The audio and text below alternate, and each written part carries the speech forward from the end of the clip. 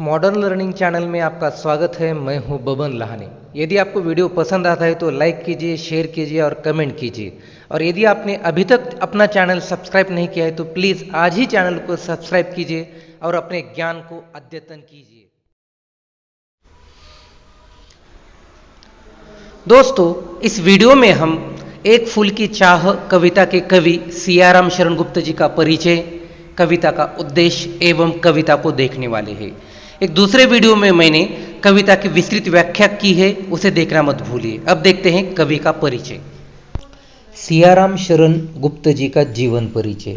बहुमुखी प्रतिभा के साहित्यकार सियाराम शरण गुप्त का जन्म भाद्रपद पूर्णिमा संवत 1952 विक्रमी तदनुसार 4 सितंबर 1895 ईस्वी को सेठ रामचरण कनकने के परिवार में मैथिली शरण गुप्त के अनुज रूप में चिरगांव झांसी में हुआ था।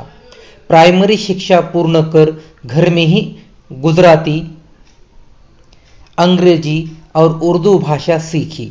सन 1929 ईस्वी में राष्ट्रपिता महात्मा गांधी और कस्तूरबा के संपर्क में आए।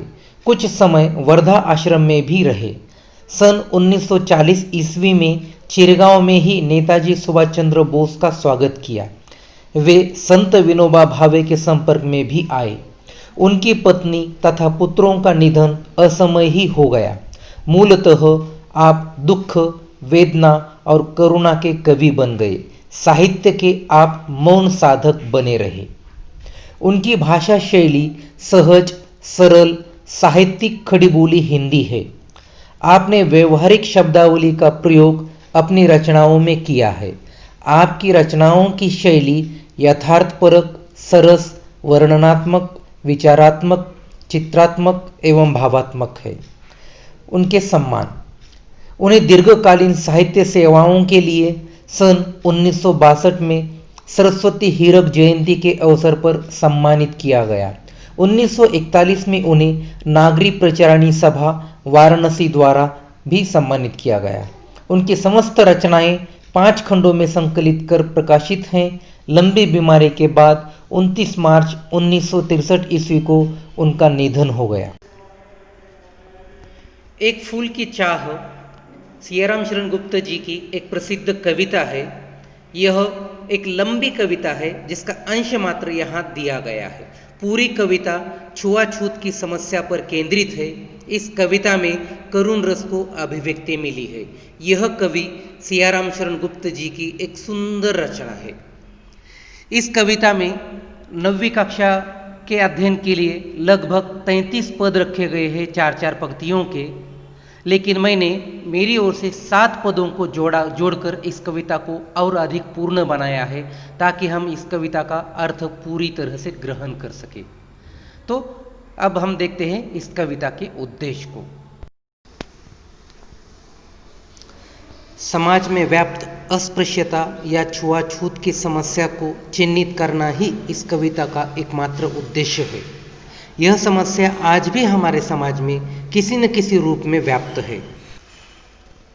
दहेज के साथ साथ छुआछूत, असमानता, जात पात आदि कुरीतियां मानव के लिए एक कलंक है।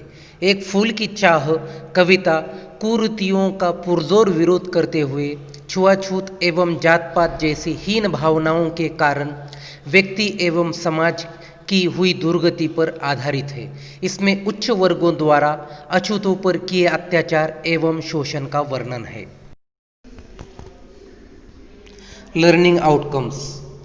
इस कविता के द्वारा हम सामाजिक असमानता की वेदना को समझेंगे, विचार विश्लेषण की क्षमता के साथ मनोभावों का विश्लेषण करेंगे और दिए गए प्रश्नों को हल कर सकेंगे।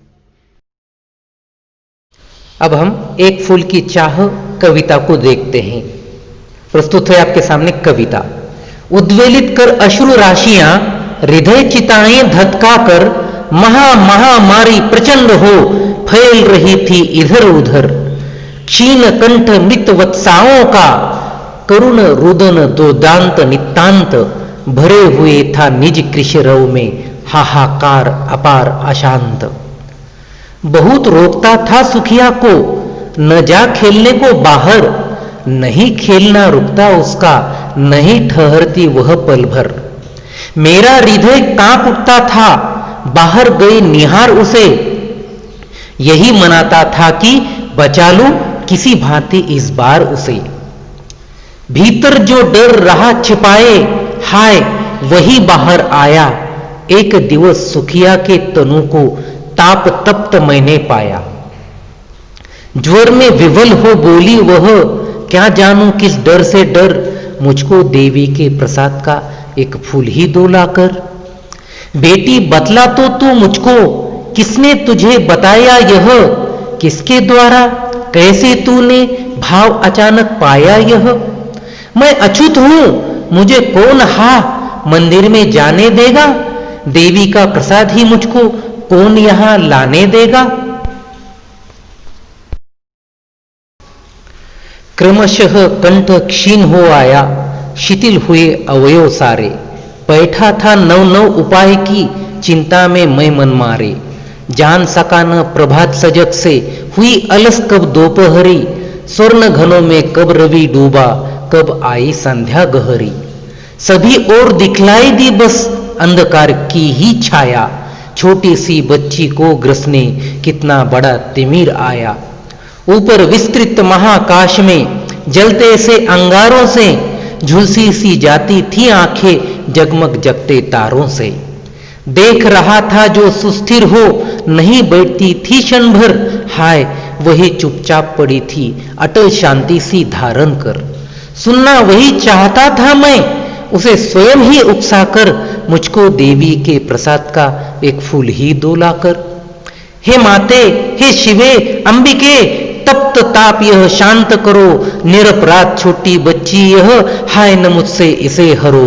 अरे निष्ठुरे, बड़ी हुई ही है यदि तेरी तृषा नितांत, तो कर ले तू उसे इसी क्षण मेरे इस जीवन से शांत।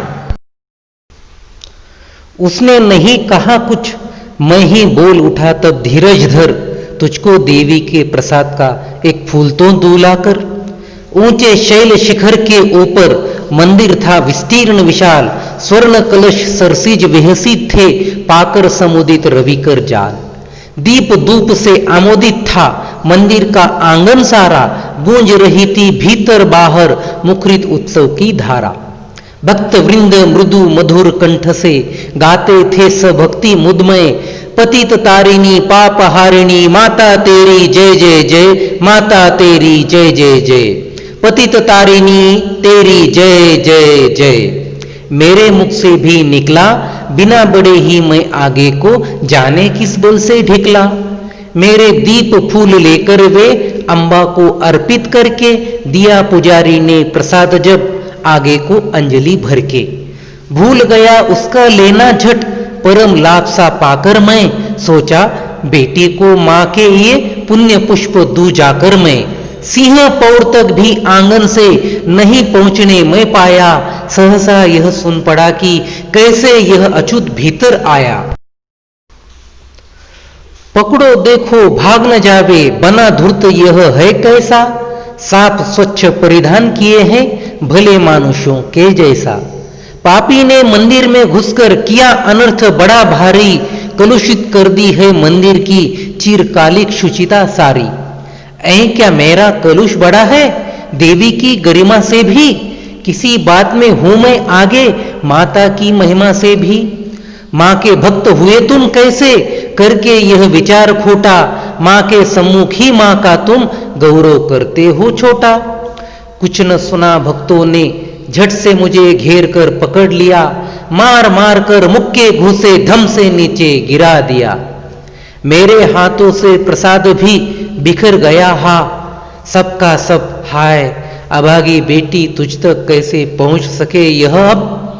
मैंने उनसे कहा दंड दो मुझे मार मार कर ठुकरा कर, बस यह एक फूल कोई भी दो बच्ची को ले जाकर। न्यायालय ले गए मुझे वे, 7 दिवस का दंड विधान मुझको हुआ था मुझसे देवी का महान अपमान। मैंने स्वीकृत किया दंड वह, शीश झुकाकर चुप ही रह। उस असीम अभियोग दोष का क्या उत्तर देता क्या कह। 7 रोज ही रहा जेल में, या कि वहां सदियां बीती, अविश्रांत बरसा करके भी आंखें तनिक नहीं रीती। दंड भोग कर जब मैं छूटा, पैर न उठते थे घर को, पीछे ठेल रहा था कोई, भय जर्जर तनु पंजर को। पहले किसी लेने मुझको, नहीं दौड़कर आई वह, उलझी हुई खेल में ही हा, अब की दीन दिखाई वह। उसे देखने मरघट को ही गया दौड़ता हुआ वहां, मेरे परिचित बंधु प्रथम ही फूंक चुके थे उसे जहां। बूझी पड़ी थी चिता वहां पर, छाती धधक उठी मेरी, हाय फूल सी कोमल बच्ची हुई राख की थी ढेरी। अंतिम बार गोद में बेटी तुझको ले न सका मैं, हाँ एक फूल माँ का प्रसाद भी तुझको दे न सका मैं, हाँ यही चिता पर धर दूंगा मैं कोई, अरे सुनो वर दो मुझको देवी के प्रसाद का एक फूल ही ला कर दो। अब हम कविता के भावार्थ को देखते हैं।